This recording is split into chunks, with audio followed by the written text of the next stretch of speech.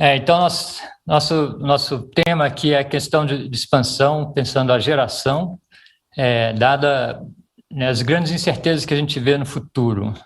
Olhando para frente, nós vemos uma série de desafios que a gente percebe a necessidade de mudar bastante a forma que nós fazemos o planejamento.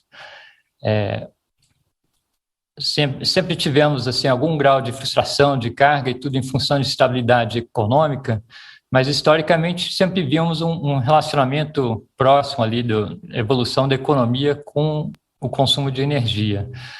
Mas olhando para frente, e a experiência dos últimos anos, a gente vê que essa relação já não é como era antigamente, e se tornando mais frágil ainda olhando para frente.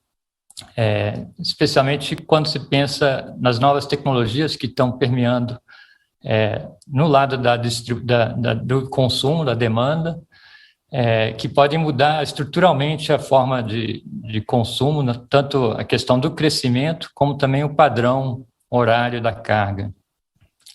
E no lado da oferta também vemos mudanças muito significativas, principalmente a questão da participação crescente de fontes não controláveis, que introduzem novos desafios do planejamento e que vão exigir, então, novas ferramentas para serem tratadas. E tem uma série de riscos que, no passado, não eram tão relevantes, mas que, olhando para frente, a gente vê cada vez mais relevantes, que a gente acha muito importante serem integrados no planejamento. Então, assim, a variação hidrológica sempre foi bem tratada e continua sendo muito relevante, mas o crescimento da carga a gente vê sendo uma questão cada vez mais relevante. Assim, no passado, se você errava uma previsão de carga, era só esperar alguns anos, você tinha a confiança que isso ia ser recuperado em pouco tempo. Olhando para frente, né, o pressuposto do crescimento constante de carga torna-se cada vez mais tênue e preocupante.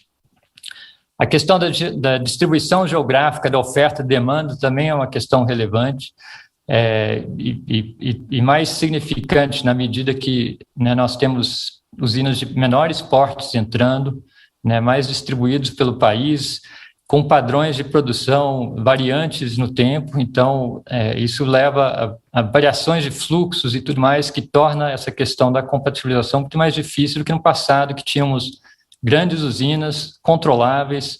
Então, você dimensionava para a potência máxima daquela usina, ficava mais fácil. Outro fator que sempre existiu, mas que chamamos a atenção, é a questão de custos de combustíveis, né? Eles variam muito, são commodities internacionais, e é importante incorporar esse risco, que é um risco econômico, não é um risco operacional, mas que deve ser contemplado também no planejamento. E aí, essa questão do perfil horário sazonal, tanto do lado da carga, como do lado da oferta, em função das fontes não controláveis. E isso traz um desafio que a gente tem que integrar cada vez mais o planejamento e a operação.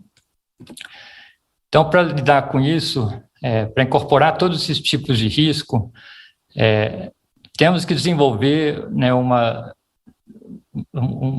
processo de construção de cenários que consigam contemplar todos esses riscos, mas não qualquer cenário, tem que ser cenários bem construídos, que a gente saiba, né, quais são os fatores ensejadores que levam àquele cenário, e que realmente possamos avaliar a probabilidade também de ocorrência desses cenários. Perfil hora sazonal da carga e da produção, e para incorporar toda essa informação no planejamento, na decisão de quais usinas devem entrar nos próximos anos, então a gente precisa de um detalhamento muito maior da operação no planejamento, para o qual a gente precisa, então, uma modelagem muito mais precisa, com todas as usinas de forma individualizada, com representação mais acurada do real função de custo de cada uma delas. E é importante também incorporar a transmissão, mesmo na representação mais simplificada dos subsistemas, das grandes interconexões entre subsistemas, a gente já vê a formação de laços em que levam a restrições, muitas vezes, inferiores às restrições térmicas das linhas. Então, incorporar isso no planejamento é importante também. Então, para atender esse desafio, e ficamos muito felizes quando a IDP veio a nós com essa ideia da proposta desse projeto. Então, montamos uma equipe multidisciplinar com craques de várias áreas envolvidas. É um trabalho que não só envolve a composição de muitas áreas de conhecimento, mas também muita informação, a integração de bancos de dados. É um desafio que a gente enfrentou ao longo desse projeto, que eu acho que é muito relevante, na medida que a operação e o planejamento têm que interagir mais, a distribuição com o sistema interligado, a gente precisa integrar esses bancos de dados. E tivemos uma interação muito próxima o tempo todo com a EPE. Já na concepção do projeto, nós incluímos uma série de reuniões em várias etapas, a gente chamava de reuniões de equipe, eram reuniões de dia inteiro, em que todas elas tivemos, então, participação ativa da EPE, sempre com pelo menos 3 pessoas participando. Inicialmente eram reuniões presenciais aqui na sede do Instituto Ascend Brasil. Depois, com a pandemia, tivemos que ir para o remoto, mas foi uma interação muito rica que ajudou muito o projeto, e eu acho que as reflexões também foram muito úteis para a EPE, mas somos muito gratos por essa interação. O objetivo nosso, então, é construir metodologias, ferramentas para lidar com esses desafios. Então, a questão de formas de construção de cenários que consigam incorporar todos esses riscos que têm que ser levados em conta, o desenvolvimento de uma modelagem que capte os fatores mais relevantes, e aí a importância em modelagem é sempre definir onde você simplifica e onde não dá para simplificar, e aqui achamos que estamos no caminho certo de avanços no foco nas questões que são mais pertinentes para o sistema brasileiro, e uma questão de metodologia de como analisar portfólios, dados incertezas dos diferentes cenários, quais são os atributos, os fatores que a gente deve considerar nessa análise. Então, a gente desenvolveu essas ferramentas pensando nas 5 perguntas que um planejador tem que avaliar, que é o quanto, o quando, o onde, como e se acontecer outras coisas, como o sistema consegue lidar com isso.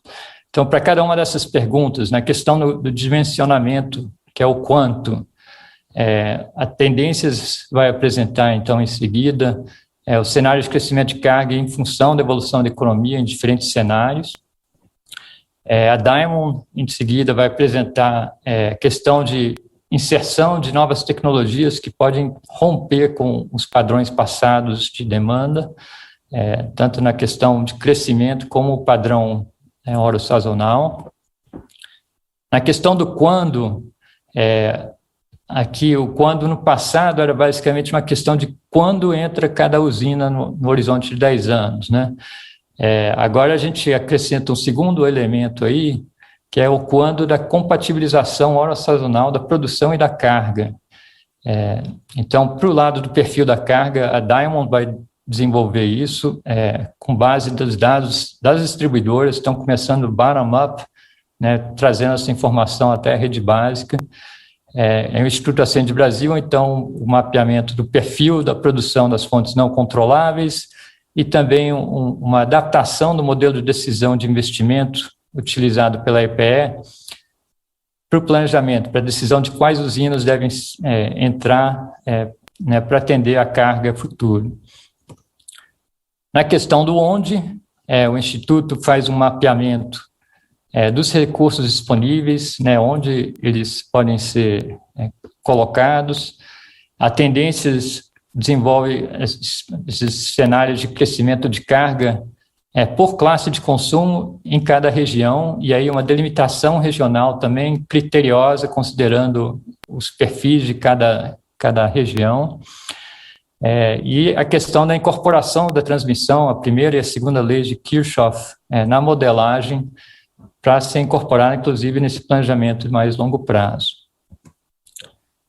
No como, a questão de qual que é a matriz apropriada, então a gente precisa de uma modelagem para otimização do sistema muito mais detalhada, com todas as usinas de forma individualizada, com as funções completas, sem simplificações.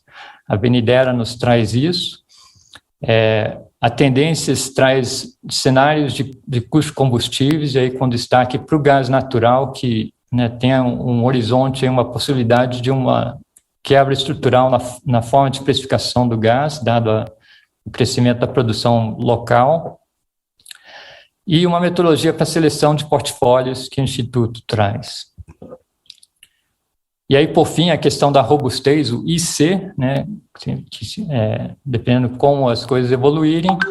Então, toda a questão de construção de cenários apresentados pela Tendências e a Diamond, e o Instituto trazendo métricas para avaliação de robustez.